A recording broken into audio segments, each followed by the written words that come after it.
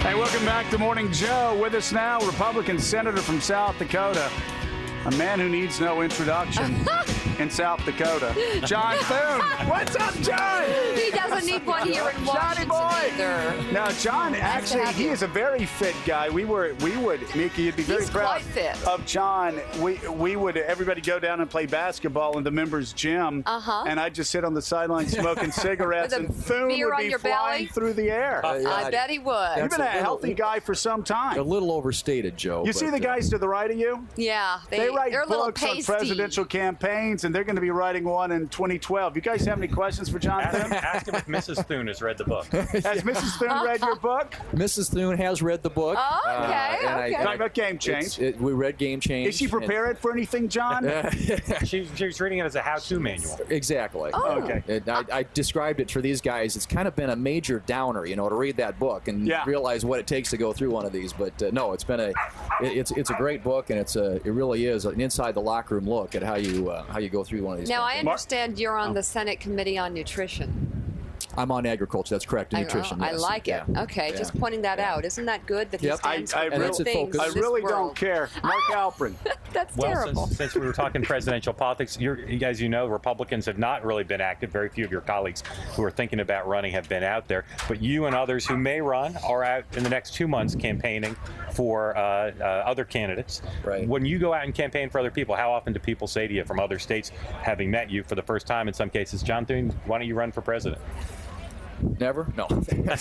Well, actually, I think when you're out there campaigning, obviously people right now are very focused on these midterms, and that's what we're focused on. And I think in most cases you're in states where they've got a big Senate race, or at least maybe in a district there's a big House race or big governor's race, and so that's really the near-term focus. I think people who follow politics closely, obviously, are starting to look beyond perhaps 2010, but we're trying to keep our focus on the task at hand, which right now really is electing more senators and more members to the House of Representatives that we think will help provide some checks and balances against the Obama agenda here in Washington. Go ahead. Yeah. So given how much energy there is among the Tea Party right now, is it possible for a Republican to get nominated in 2012 who doesn't tap into that energy? Can you be just a establishment Republican, maybe an establishment? He looks, someone he from looks the United kind of States establishment Republican to me. Well, I can go anti-establishment, but can you really? But can he be a young gun?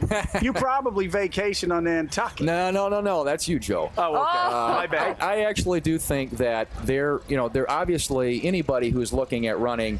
I think in a national level or state races right now has got to be aware of the tremendous energy that activists at the grassroots level are bringing. The Tea Party movement is a powerful force out there, but I always say that they're very aligned with where I think most Republicans are with regard to debt and spending and taxes. So I think that's one thing that sort of unifies. You look at all these primaries and they're intra-family events, but when it's all said and done, everybody's going to rally around our nominees and go toward November. And I think in November the Democrats are going to get a very rude awakening, because what's animating this movement are these issues. There's a fear about the size of government. There's a fear about spending and debt and taxes, and those are the sorts of things that I think people are really exercised about. You did one thing that's hard to do. You beat a Senate leader when you beat Tom Daschle for your South Dakota seat. Sharon Engel's trying to do that in the Silver State now. What have you given her advice, and what advice would you give her about taking on someone that powerful?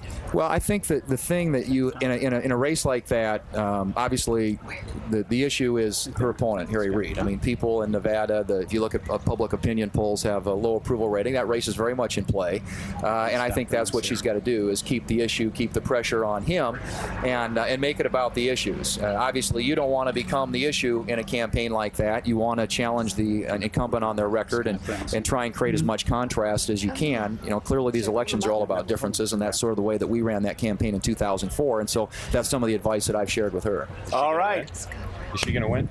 I think she's got a very good chance. These races all over the country right now they're just very competitive, and if there's a big wave, and I think there's going to be, she could do well.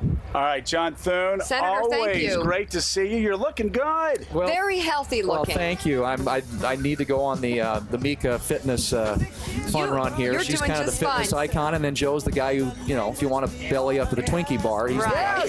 Thank you very much. We're going to get him in shape. I'm taking that as a compliment. It's going to be okay. These are the Twinkie bars.